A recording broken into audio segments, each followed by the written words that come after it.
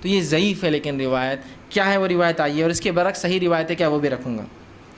واقعہ سن لیجئے، واقعہ یہ کہ ماں عائشہ رضی اللہ عنہ فرماتی ہیں، مطلب اس روایت کے اعتبار جو ضعیف ہے ترمذی کی، اس روایت میں الفاظ سنیے۔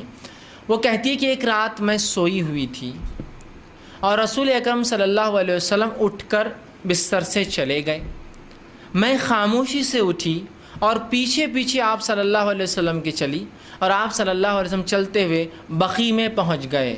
بقیع جو جنت البقیع جسے ہم کہتے ہیں، جو قبرستان ہے، بقیع میں پہنچ گئے، اور بقیع میں پہنچ کر آپ نے ہاتھ اٹھا کر دعا کی۔ جب رسول اللہ صلی اللہ علیہ وسلم واپس آئے تو میں بھاگنے لگی تاکہ کہیں رسول اللہ مجھے دیکھ نہ لے، میں دوڑتی ہوئی پہلے پہنچی اور آ کر بستر پر لیٹ گئی۔ جب رسول اللہ گھر میں داخل ہوئے تو آپ نے دیکھا میری سانس پھول رہی تھی، آدمی سو رہا ہے لیکن سانس اسپیشل پھول رہی ہے، مطلب وہ پیچھے تھا۔ تو رسول اللہ نے مجھ سے کہا، اے عائشہ کیا تم مجھ پر شک کرتی ہو کہ اللہ کے رسول ناانصافی کریں گے تمہارے ساتھ؟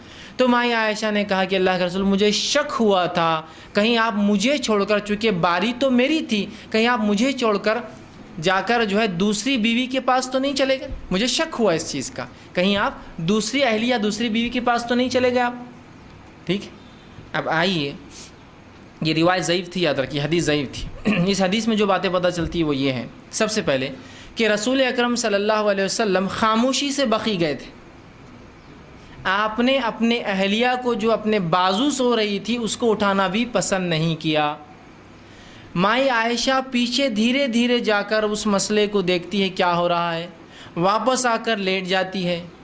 اگر نعوذ باللہ مائی عائشہ پیچھے نہیں جاتی، وہ چیز نہیں دیکھتی، تو رسول اللہ صلی اللہ علیہ وسلم یہ رات ہم سے چھپا لی تھی، وہ تو کوئنسیڈنس سے اٹھ گئی تھی تو پتہ چلی، اور کہتے یہ وہ رات تھی جس رات کو شب برات کہتے ہیں، یہ 15 شعبان تھی۔ اور پھر جب رسول اللہ نے کہا عائشہ مجھ پہ شک کرتی ہو، تو کہا مجھے شک ہوا تھا کہ آپ دوسری بیوی کے پاس چلے گئے ہوں گے۔ پھر رسول اللہ نے فرمایا مجھ سے، وہ کہتی ہے کہ اے عائشہ آج کی رات کی فضیلت ہے کہ اللہ سبحانہ تعالیٰ، 15 شعبان کی فضیلت ہے کہ اللہ سبحانہ تعالیٰ اس روز لوگوں کی مغفرت کرتا ہے، اور اتنے لوگوں کی مغفرت کرتا ہے جیسے بنو کلب کی بکریوں کے بال جتنے اتنے لوگوں کی مغفرت کرتا ہے۔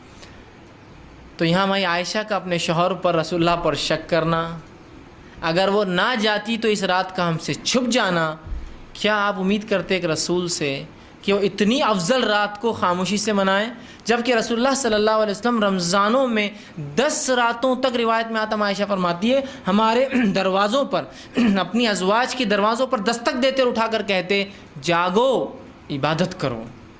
حالانکہ وہ 5 میں سے کوئی ایک، لیکن رسول اللہ پوری 10 جاگتے تھے، جاگو اور عبادت کرو۔ یہ قدر ہو سکتی ہے، جہاں یہ نبی قدر میں اٹھا رہا ہے، وہیں کیا وہ نبی 15 کو اتنی افضل رات تو خاموشی سے نکل جائیں گے؟ اور ماں عائشہ نہ اٹھتی تو رات تو چھپ گئی تھی ہم سے، ہے نا؟ لیکن یہ روایت ضعیف ہے۔ اس کے برعکس صحیح روایت کیا میں آپ کو رکھتا ہوں، صحیح مسلم میں یہ روایت آتی ہے، اور صحیح روایت ہے یہ۔ اس کے الفاظ یوں ہیں، آپ وسلم فرماتے ہیں جب تم سو رہی تھی، جب تم سو رہی تھی، مطلب مائی عائشہ رسول اللہ کی آنے کے بعد جاگی اور جاگ کر پوچھا اللہ کے رسول آپ کہاں گئے تھے؟ تو رسول اللہ وہ واقعہ فرما رہے کیا ہوا، تو فرماتے ہیں کہ جب تم سو رہی تھی تو میرے پاس جبرائیل آئے، آہستہ سے مجھ سے بڑے دھیرے سے کہا، اور میں نے بھی جبرائیل کو آہستہ اور دھیرے سے واپس جواب دیا۔ وہ اندر آنا چاہتے تھے گھر میں، لیکن اس لیے نہ آ سکے، اس لیے کہ عائشہ تم کم کپڑوں میں تھی، کیونکہ تم سو رہی تھی، اپنے حال میں تھی، اور جبرائیل ایسی حالت میں میرے گھر میں داخل نہیں ہو سکتے تھے جبکہ تم کم کپڑوں میں سو رہی تھی، اور میں نے تمہیں اس لیے نہیں اٹھایا، میں بقیع گیا تھا اور وہاں میں نے دعا کی، اور اللہ رب العزت نے مجھے حکم دیا کہ جاؤ بقیع والوں کے لیے مغفرت کی دعا کرو، اور میں وہاں خاموشی سے گیا اور دعا کی۔ میں نے تمہیں اس لیے نہیں اٹھایا کہ میں خوف رکھ رہا تھا کہ کہیں تمہاری نیند میں خلل نہ پڑے، اور میں نے اس لیے بول کر نہیں گیا کہ کہیں ایسا نہ ہو کہ میں تمہیں اٹھا دوں نیند سے اور پھر تم اکیلے پن کی وحشت سے سو نہ سکو، تو اسی لیے میں نے نہ تم کو اٹھایا نہ تم کو انفارمیشن دی کیوں گیا، اب جا کر آیا ہوں۔ اللہ نے کہا کہ مجھے جو ہے بقیع والوں کے لیے مغفرت کی دعا کرو، میں مغفرت کی دعا کر کر آ چکا ہوں۔ آنے کے بعد آپ نے پورا واقعہ اپنے بیوی کو بتایا، اور یہ صحیح مسلم کی صحیح روایت ہے۔ اب کیا اس کے مخالفے میں آپ وہ ضعیف روایت کو لیں گے؟ پورا وہی واقعہ، وہی دعا کا تذکرہ، کوئی 15 شعبان کا تذکرہ نہیں، کوئی شب برات کا تذکرہ نہیں۔ اور اس کی شرح میں مفسرین لکھتے ہیں، معاف کرنا جو ہے محدثین لکھتے ہیں اس کی شرح میں کہ یہ جو آپ صلی اللہ علیہ وسلم بقیع میں جانے کا جو واقعہ ہے، اس کے تعلق سے ایک روایت آتی ہے کہ آپ اپنے وفات سے 5 روز پہلے بقیع میں گئے تھے، 5 روز پہلے۔ اور آپ کی وفات کب ہوئی سب کو پتہ ہے، پیدائش نہ بھی پتہ ہوں گی تو وفات تو سب کو پتہ ہے، وہ ہے 12 ربیع الاول۔ تو 12 ربیع الاول سے 5 دن پہلے کیا ہوتا ہے؟ 7 ربیع الاول۔ تو یہ واقعہ ربیع الاول کا ہے، شعبان کا بھی نہیں ہے۔ تو یہ واقعہ جو لا کر فٹ کیا جاتا ہے کہ نہیں رات میں رسول اللہ گئے تھے، وہ بنو کلب کی بکریوں کا واقعہ ضعیف۔